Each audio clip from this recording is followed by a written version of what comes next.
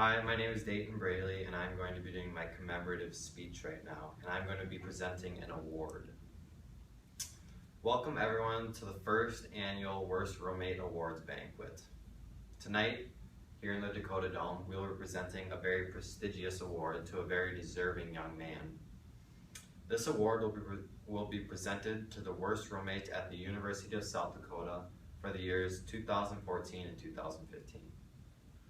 For the past year, I have been roommates with this man and personally have been able to see, smell, and hear things that can never be forgotten. Spending over 8 months with this man in the same small room showed me how deserving this man was of this award. I'm going to be sharing just a few of the stories with you before we present the award. Beginning with what I had to see as his roommate, then I'll move on to what I had to hear or smell as his roommate, and I'll conclude and share what I had to hear as his roommate. I'm going to begin by sharing with you my family and I's first impression of my new roommate at USD.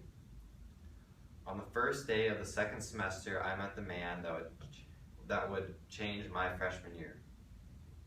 As my family walked into the room, we saw bed sheets, a few pair of clothes, and a small box of food.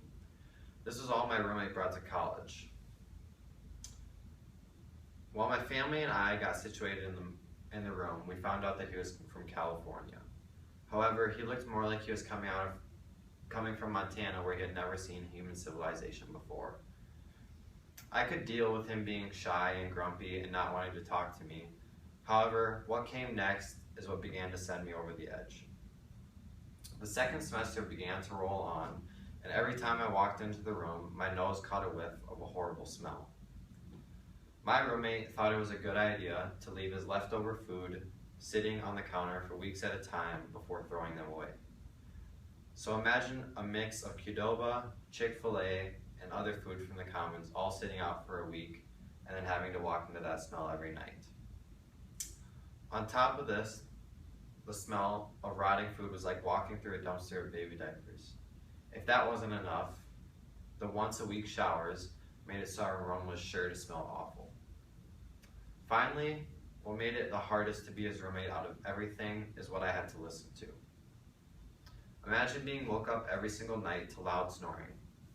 Not just normal snoring, but snoring that occurred on the inhale and the exhale. Trying to deal with this every night was like trying to deal with a lawnmower being turned on next to your ear. I thought that this would be the worst of the things I had to hear. Then I found out my roommate was a gamer. Every night from about 9 p.m. to 2 a.m., my roommate played his video games online. Instead of plugging his headphones into the TV, he decided to turn the volume on so everyone could hear. After surviving for an entire semester, I can confidently say I had the worst roommate at USD last year. Tonight, I have shared with you a story about one thing I had to see, smell, and hear from the worst roommate. Spending over 8 months with this man in a small room showed me how deserving this man really was of the Worst Roommate Award. I want to thank all of you for coming out tonight. And without further notice, I present the Worst Roommate Award of 2014-2015 to Tyler Johnson at the University of South Dakota. Thank you all very much for coming out tonight, and drive home safely.